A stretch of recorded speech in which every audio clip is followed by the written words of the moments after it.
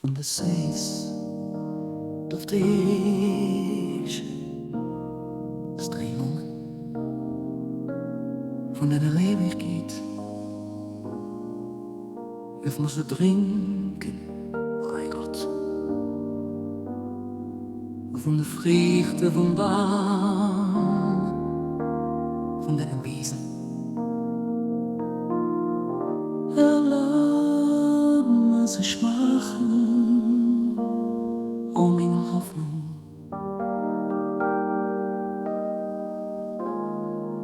Von der Kristallkrieg, von der lebt. Los mich vielleicht trinken, oh mein Herrlichkeit, an einem Schritt von deiner unvergänglichen Vorsehung. Los mich wohnen, oh mein Luft, an der Wissen nur bei dir in deiner Präsenz. Los mich durch einmal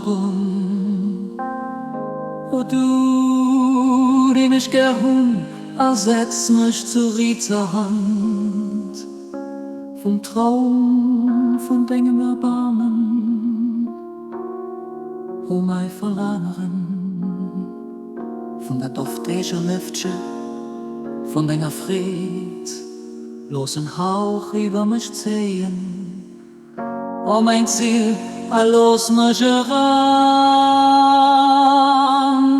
an Hechte vom Paradies, von deiner Wirklichkeit, oh mein Urgebieten,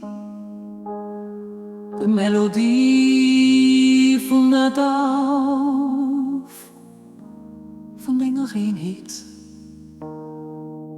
Los mich nur lauschen, o du strahlenden, an durch de Geest von deiner Kraft ermucht. Belief mich, o du, die mich versucht. Am Geest von deiner Lebt, los mich standhaft bleiben, an dein Helf. An um Weg für dir zu gefallen, stärk mein Schritt, o mein Schöpfer. Am Gott von deiner Unstiftlichkeit, wir um dir los mich für immer bleiben. O du denkst du barmherzig zu mir was, an um Sitz von deiner Herrlichkeit, los mich näher. O du denkst du mein Mächte was, an den Himmel von deiner Lebt, an Gutheit erhief mich. O du denkst du mich beliefst, an zum Himmel von deiner Feierung legt mich. O du denkst du mich und sitzt. Während der Offenbarung von deiner unsichtbaren Sicht, für den Mensch auch präsent zu sehen.